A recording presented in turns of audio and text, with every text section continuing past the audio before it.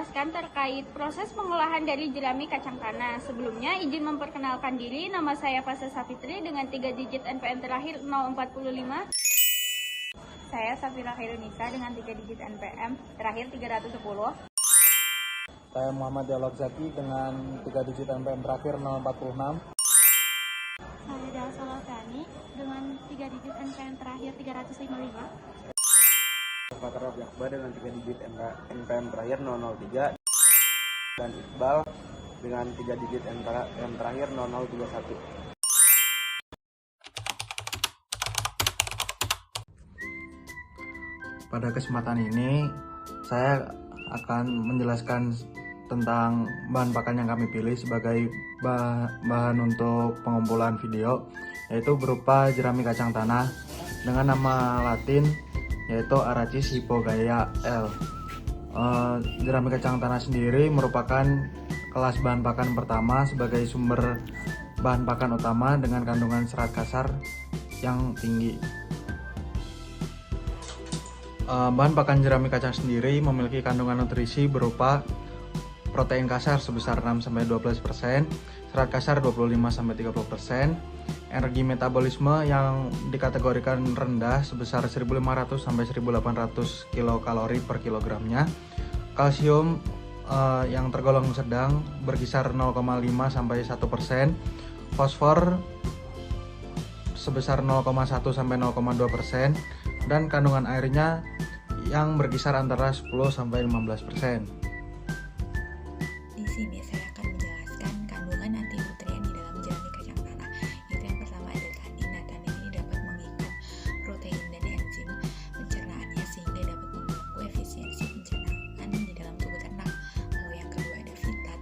Fitat ini dapat mengikat mineral penting seperti kalsium, zinc, dan besi yang dapat mengganggu pencernaan nutriennya.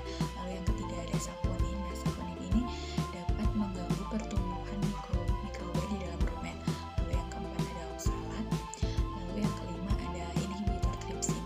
Zat ini dapat menghambat enzim tripsin yang dapat digunakan dalam pencernaan tubuh ternak sendiri. Nah, kandungan anti nutrien tersebut dapat diminimalkan dalam penggunaan yang sedikit. Selain itu, jerami kacang tanah juga dapat dikeringkan dan dipanaskan terlebih dahulu untuk menghilangkan kadar anti nutrien di dalam jerami kacang tanah itu sendiri. Jadi di sini saya akan menjelaskan tentang batas penggunaan jerami kacang tanah pada pakan ternak ruminansia dan non-ruminansia. Pada ternak ruminansia seperti sapi dan kerbau memiliki batas penggunaan jerami kacang tanah berkisar 40-60% dari total ransum kering. Pada kambing dan domba memiliki batas penggunaan pakan jerami kacang tanah berkisar 30-50% dari total ransum. Pemberian jerami kacang tanah yang berlebihan dapat menurunkan palatabilitas dan konsumsi pakan total. Pada ternak non-ruminansia seperti ayam dan babi, penggunaan pakan jerami kacang tanah sangat terbatas, maksimalnya 5-10% dari ransum. Kandungan kasar yang tinggi membatasi penggunaan pada ternak non-ruminansia. Nah, selanjutnya ada pengelolaan jerami kacang tanah. Jerami kacang tanah bisa digunakan sebagai pakan ternak, bisa diberikan secara langsung atau sebagai bahan tambahan untuk silase. Nah, tetapi dengan catatan jika diberikan secara langsung harus dikeringkan terlebih dahulu selama 2-3 hari.